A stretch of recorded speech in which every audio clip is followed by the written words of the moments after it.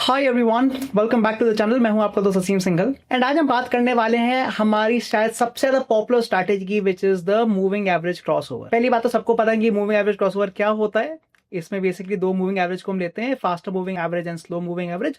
और अगर fast moving average slow को नीचे से ऊपर काटती है तो लोग बाय कर लेते हैं, और अगर ऊपर से नीचे काटती है तो उसको सेल कर देते हैं। अब जैसे मैंने बोला, बहुत ज्यादा पॉपुलर स्ट्रैटेजी है, हमने बहुत सारी वीडियोस इसकी देखी भी हैं, बनाई भी हैं, बट आज की वीडियो थोड़ी डिफरेंट है क्योंकि आज हम इस पे टेस्टिंग करने वाले हैं। हम एक्चुअली पिछले 8 साल के डेटा पे टेस्ट करेंगे कि क्या ये स्ट्रैटेजी सच में काम भी करती है कि नहीं। पॉपुलर बड़ी है बट क्या एक्चुअली इसने रिटर्न्स दिए हैं पिछले 8 साल में। और उसके बाद मैं आपको एक पेपर भी दिखाऊंगा, वो एक रिसर्च पेपर है जिसमें थोड़ा सा फजी लॉजिक यूज करा गया है, मतलब थोड़ा सा इसको एनहांस करने की कोशिश करी गई है। एंड हम देखेंगे क्या उसके एनहांसमेंट के बाद इस स्ट्रैटेजी में कुछ बेटर हुआ है कि वो बेकार हो गई। तो जो आज के वीडियो थोड़ी ज्यादा नंबर्स के बेस पे होगी, मैं आपको रिजल्ट्स दिखाऊंगा कि कैसा इसने परफॉर्म किया है। And I will be doing the testing on Nifty 50 stocks. तो जो 50 स्टॉक का डेटा हम देखेंगे कि how the strategy has performed in the last 8 years। So let's start.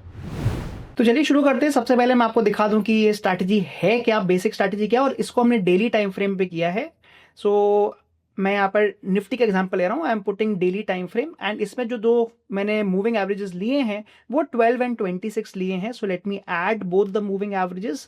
So I am adding EMA 12. Let me change the length here and I am going to add EMA 26 also. तो दो moving average use करे गए and the reason I have used these two is because जैसे मैंने बोला कि इस paper का मैंने यूज किया। So I talk about a little bit about the paper also. और इस पेपर में भी EMA 12 और EMA 26 की बात करी गई थी and that is I have used the same EMAs। इसको बस मैं कलर थोड़ा चेंज कर देता हूं so that it will be easier for us to see. And our strategy is ready. अब जैसे मैंने बताया कि ये जो स्ट्रैटेजी क्योंकि हमने डेली टाइम फ्रेम पे यूज करा तो हम केवल इसमें लॉन्ग ओनली करने वाले हैं। That means the stock will only be bought, it can not be short sold. तो हम इसको शॉर्ट सेलिंग नहीं करेंगे, इसमें बैक टेस्टिंग में केवल बाइंग करेंगे। And a very simple strategy, जैसे हम सबको पता है कि अगर जो फास्टर मूविंग एवरेज जो कि ब्लू वाली लाइन है, अगर वो जैसे यहां पर इसको काट रही है एट दिस प्लेस तो हम क्लोजिंग बेसिस पे यहाँ पे बाय कर देंगे। So this is where we will buy it. And हमने इसमें कोई टारगेट वगैरह नहीं रखा है, बड़ा सिंपल सा रखा है कि अगर यहाँ पे उल्टा क्रॉसओवर आता है तो for example on this candle we are getting the reverse trade, तो यहां पर हम उसको एग्जिट कर लेंगे। सो यहां पर मेरा क्लोजिंग बेसिस पे एग्जिट हो जाएगा। So that is my first trade. फिर जो सेकंड ट्रेड हमारा आएगा दैट विल कम हियर। आप देख सकते हैं कि यहाँ पे another crossover is happening. So again on the closing basis I will buy here and यहां पर वापस मेरा एग्जिट हो जाएगा, another buying here and another exit. So ऐसे करके हमारी स्ट्रैटेजी चलती रहेगी। We will keep buying and we will keep selling it. अब हमने इसमें क्या किया है कि हमने यहाँ पर 50 लाख का टोटल, हम एग्जांपल लेंगे कि हमने 50 लाख रुपीस से टोटल अपना ट्रेडिंग शुरू किया है और उसके बेस पर हम हर स्टॉक को 1-1 लाख रुपए हम दे देंगे एंड उसके बेस पर वो कितनी क्वांटिटीज में ट्रेड करता रहेगा। तो हमारे जो पोजीशन साइजिंग है वो सबका कांस्टेंट होगा बिकॉज हर स्टॉक के लिए 1 लाख रुपए से हम ट्रेड करेंगे। अब ये तो बेसिक स्ट्रैटेजी, इसका मैं आपको रिजल्ट दिखाऊंगा। बट जब मैं इस पर रिसर्च कर रहा था तो मेरे को यहाँ पर एक और पेपर दिखा, जो ये पेपर है is called fuzzy golden cross and fuzzy death cross as a stock market forecasting indicator. तो इसमें मैंने इससे दो तरह की स्ट्रैटेजी मैं आपको आज प्रैक्टिस करके दिखाऊंगा। एक जो बेसिक स्ट्रैटेजी, एक में इन्होंने कुछ फजी लॉजिक यूज करा है and they have given all the details in this paper. तो एक रिसर्च पेपर है। इसमें एसेंशियली मैं आपको बता दूं कि इन्होंने क्या करने की कोशिश करी है कि एक बार जब एंट्री आ रही है, सो फॉर एग्जाम्पल जब यहां पर जब हमारे को एंट्री मिल रही है at this point of time, तो ये यहां पर बाइंग नहीं कर रहे हैं। They are waiting for 3 day confirmation कि हाँ ये जो ब्रेकआउट है या फिर जो एक क्रॉसओवर है ये वैलिड क्रॉसओवर है कि नहीं। And they are also checking for the volatility. तो दो कंफर्मेशन हो रहे हैं कि जो ब्रेकआउट आया है वो सही भी है कि नहीं, एंड वॉलेटिलिटी को चेक करा है, उसके बाद ही केवल एंट्री करी जा रही है। और जो वॉलेटिलिटी है या फिर जो फॉर्मूलाज हैं वो यहाँ पर दिए गए हैं, तो आप इस पेपर को पढ़ सकते हैं, you will get more details. But मैंने इस पेपर की भी बैक टेस्टिंग करी है। So let us look at the results कि क्या रिजल्ट रहे पिछले 8 सालों के। So these are the results. ये जैसे मैंने टेस्टिंग करी है 2017 का डेटा से मैंने टेस्ट किया है till 2025 of November and almost 8 years का डेटा है। एंड जैसे मैंने बताया था कि इनिशियल कैपिटल मैं 50 लाख से शुरू कर रहा हूं। Each stock gets 1 lakh rupees for trading. Now let's look at the results.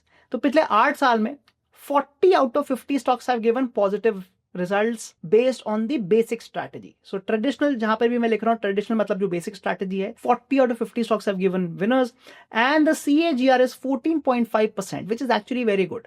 The CAGR मतलब जो cumulative annual growth rate है वो 14.5% का है.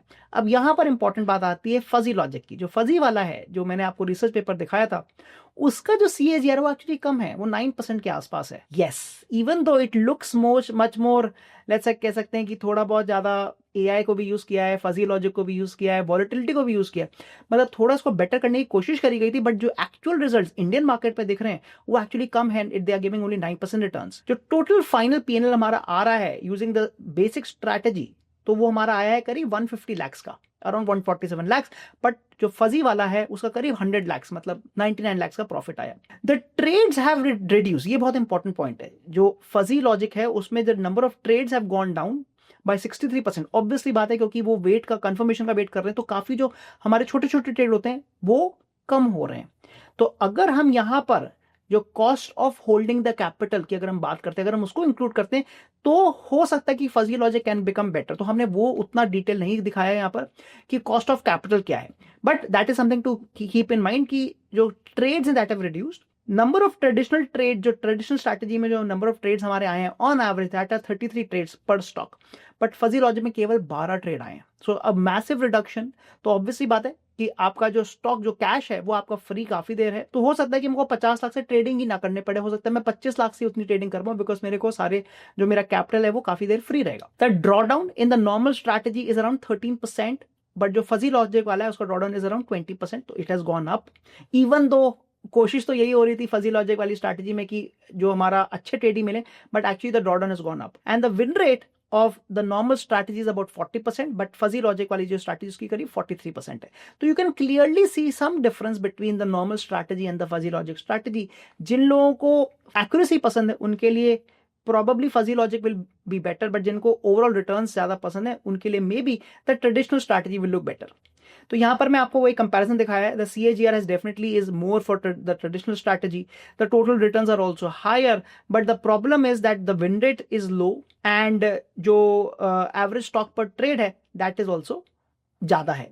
तो टॉप 10 परफॉर्मिंग स्टॉक्स की भी मैं यहाँ पे बात कर लेता हूँ. So the top 10 performing stocks, obviously Adani enterprises was the number 1 winner.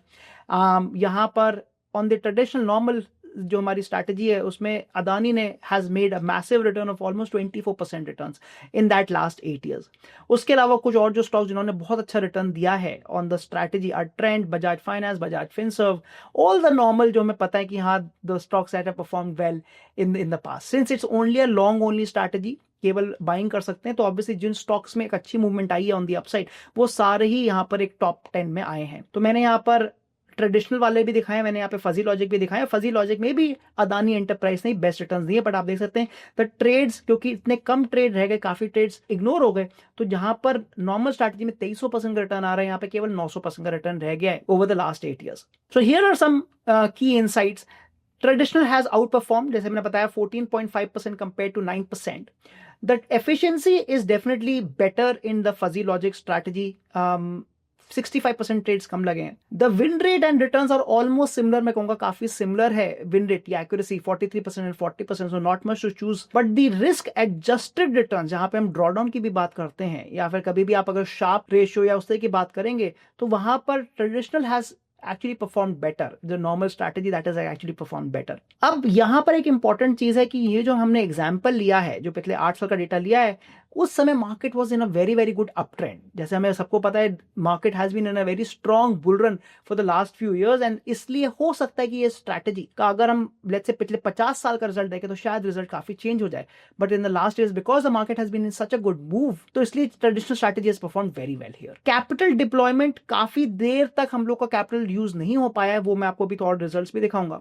तो कैपिटल को हम और अच्छे से यूज कर सकते हैं. Maybe we don't need 50 lakhs, maybe हम केवल 30 लाख में ही ट्रेड कर पाए, बिकॉज एक बार में शायद सारा कैपिटल डिप्लॉय भी नहीं हो रहा है. तो अगर हम वो करते तो हमारा रिटर्न ओवरऑल और भी बढ़ जाएगा. And I have already given you the best performers जो दोनों स्ट्रैटेजी में रहे. So I am going to talk about a little bit more on the results. तो मैं आपको थोड़े से और कर्व्स दिखा रहा हूँ, थोड़े से और चार्ट्स दिखा रहा हूँ to get you little more excited and to show you what is the power of back testing, क्योंकि बैक टेस्ट करने से एक कॉन्फिडेंस आता है कि वेदर द स्ट्रैटेजी वर्क्स और नॉट। तो this is how the equity curve looks like, and blue वाली line is the blue line, जो ब्लू लाइन है that's the normal strategy, and the green line is the fuzzy one. And आप देख सकते हैं कि ये मैंने इक्विटी कर्व बनाया है from 2017 all the way till 2020, मतलब इन द बिगिनिंग आप देखेंगे the profit was almost not there, almost no profits was happening there because obviously market was not moving. But 2020 के बाद after COVID, when there was a strong bull run, that is when both the strategies started to give massive profits. So आप देख सकते हैं कि कैसे ये stock market से काफी ज्यादा इन्फ्लुएंस आ रहा है। एंड जैसे मैंने बताया कि क्योंकि अगर हम इस रिजल्ट्स को चेंज कर दें, अगर हम टाइमलाइंस को चेंज करते तो हो सकता है कि रिजल्ट काफी चेंज हो जाए। Similarly if we talk about the portfolio value, मैंने ऑलरेडी दिखाया है that the normal strategy has given around 147 lakhs of total profit compared to the fuzzy logic which is given about 100 lakhs या 99 lakhs, मतलब 1 करोड़ का profit आया है। This is the capital allocation, and आप देखेंगे कि देर आर सम इंस्टेंसेज, आप देख सकते हैं कि कुछ इंस्टेंस ऐसे हुए कि जहां पर पूरे के पूरे जो 50 स्टॉक हैं उनमें हमारी ट्रेड एंट्री आ गई है। देर आर फ्यू इंस्टेंसेज, आप देख सकते हैं काफी बट बहुत कम। इफ यू नोटिस पूरे साल में केवल 3 या 4 बार हो रहा है जहां पे पूरे के पूरे मेरे 50 स्टॉक्स में मेरी एंट्री आ रही है। तो इसका मतलब ये है कि अगर मैं थोड़ा सा अपना कैपिटल को बेटर एलोकेट करना चाह रहा हूं तो दैट इज पॉसिबल। जहां पर लेट्स से मैं सारे स्टॉक्स में ट्रेड ही नहीं कर चाह रहा, मैं कह सकता हूं कि मुझे केवल टॉप 20 में ट्रेड लेना, उसके बाद मैं ट्रेड नहीं करूंगा, उससे मेरा कैपिटल जो एलोकेशन है काफी बेटर हो सकता है। And this is across both the strategies. Win rate मैंने already दिखाया, it's very similar of about 40 and 44%.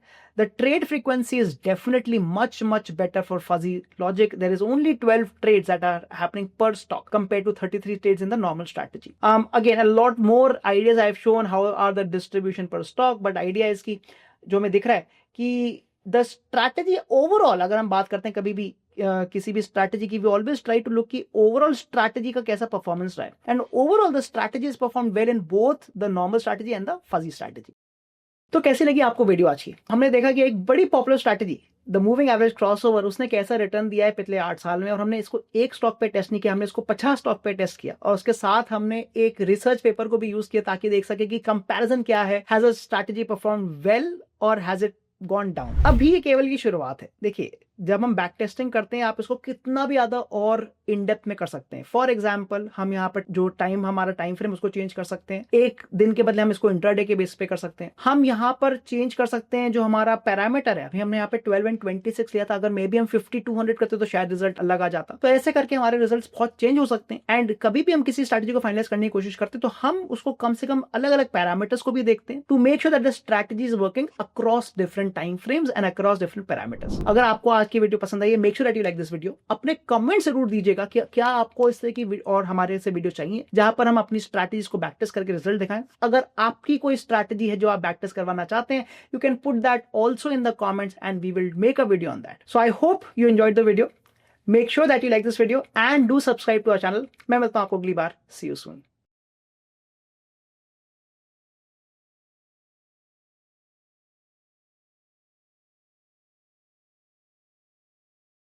Investment in securities market are subject to market risks. Read all the related documents carefully before investing. Please read the risk disclosure documents carefully before investing in equity shares, derivatives, mutual fund, and or other instruments traded on the stock exchanges.